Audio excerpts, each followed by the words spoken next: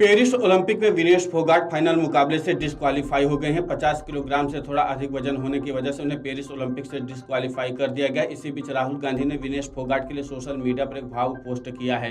उन्होंने social media पर लिखा, विश्व विजेता पहलवानों को हरा करके फाइनल में पहुंची भारत की शान विनेश फोगाट का तकनीकी आधार पर अयोग्य घोषित किया जाना दुर्भाग्यपूर्ण है। हमें पूरी उम्मीद है कि भारतीय ओलंपिक संघ इस निर्णय को मजबूती से चैलेंज कर देश की बेटी को न्याय दिलाएगा। विनेश हिम्मत हारने वालों में से नहीं है। हमें पूरा भरोसा है कि वह अखाड़े में और मजबूती से वापसी करेंगे और आपने देश को गौरवान्वित किया है। विनेश, आज भी पूरा देश आपकी ताकत बन करके आपके साथ खड़ा है। प्रधानमंत्री नरेंद्र मोदी ने भी सोशल मीडिया पर लिखा, विनेश आप चैंपियनों में चैंपियन हैं। आप भारत का गौरव हैं और हर भारतीय के लिए प्रेरणा है। आज की असफलता दुखद है। काश मैं शब्दों में उस निराशा को व्यक्त कर पाता जो मैं अनुभव कर पा रहा हूँ। साथ ही मैं जानता हूँ कि आप लचीलेपन की प्रतिमूर्ति हैं। चुनौतियों का सामना करना हमेशा से आपका स्वभाव रहा है। मजबूत होकर के वापसी कर हम सब आपके लिए प्रार्थना कर रहे हैं। हालांकि इन सबके बीच में आपको ओलंपिक का नियम जानना बेहद जरूरी है। हम आपको एक करके पूरा नियम बता देते हैं। किसी कुश्ती संघ द्वारा जो नाम भेजे गए हैं उनमें तभी परिवर्तन संभव है अगर किसी एथलीट को गंभीर चोट आ जाती है, लेकिन उसके लिए उस कुश्ती संघ को मेडिकल सर्टिफिकेट देना होता है। साथ ही संबंधित भार वर्ग के प्रतियोगिता के दिन कम से कम 12 घंटे पहले ये करना संभव है। इसके बाद कोई भी बदलाव नहीं हो सकता है। इस समय के बाद कोई भी परिवर्तन स्वीकार नहीं किया जाएगा। सभी प्रतियोगिताओं के लिए संबंधित भार श्रेणी के लिए प्रत्येक सुबह भार मापा जाता है। वजन मापने का कार्यक्रम और मेडिकल चेकअप 30 मिनट तक रहता है। आमतौर पर कुश्ती के मुकाबले 2 दिन में खत्म हो जाते हैं। ऐसे में अगले दिन सिर्फ वही पहलवान भार मापवाने आते हैं जो या तो रेपचेंज में होते हैं या फिर फाइनल में पहुंच चुके होते हैं। अगले दिन भार मापने का कार्यक्रम करीब 15 मिनट तक चलता है। किसी भी पहलवान का भार तब तक नहीं मापा जाएगा जब तक उसने पहली सुबह मेडिकल जांच नहीं कराई है।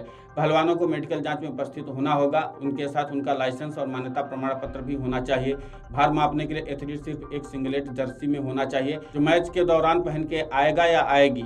योग्य चिकित्सकों द्वारा जांच के जाने के बाद जो पहलवान किसी संक्रामक बीमारी से जूझ रहा है उसे डिस्क्वालीफाई कर दिया जाएगा। सिंगलेट के लिए कोई वजन सहिष्णुता की अनुमति नहीं दी जाएगी। प्रतियोगियों को सही शारीरिक स्थिति में होना चाहिए। उनके नाखूनों को बहुत छोटा कटा होना चाहिए। पूरे वजन मापने की अवधि के दौरान पहलवानों को अधिकार है कि प्रत्येक बारी बारी से जितनी बार चाहें उतनी बार अपना भार मपवा सकते हैं। भार मापने के लिए जिम्मेदार रेफरी को यह जांचना चाहिए कि सभी पहलवान उस श्रेणी के अनुरूप वजन के हैं जिसमें उन्हें प्रतियोगिता के लिए दर्जा दिया गया है। वे अनुच्छेद 5 की सभी आवश्यकताओं को पूरी करते हैं या नहीं करते हैं। साथ ही अगर वो एथलीट किसी गलत जर्सी में मैट पर उतरता है तो सामने वाले खिलाड़ी को इस बारे में आगाह किया जाता है। रेफरी एक ऐसे पहलवान को तौलने से मना कर देंगे जिसने सही कपड़े नहीं पहने हैं। वेटिंग के लिए जिम्मेदार रेफरी को ड्रॉ के परिणाम प्राप्त होंगे और उन्हें केवल उन एथलीटों को नियंत्रित करने की अनुमति होगी जो इस सूची में है। यदि कोई एथलीट भार मापने के कार्यक्रम में दोनों दिन में भाग नहीं लेता है या असफल होता है तो उसे प्रतियोगिता से बाहर कर दिया जाएगा। उस एथलीट को कोई रैंक भी नहीं दिया जाएगा। यदि कोई एथलीट पहले दिन अपनी प्रतियोगिता के दौरान घायल हो जाता है तो दूसरे दिन भार मापने के लिए उपस्थित रहने की आवश्यकता नहीं होगी और उसका रैंक जारी रहेगा।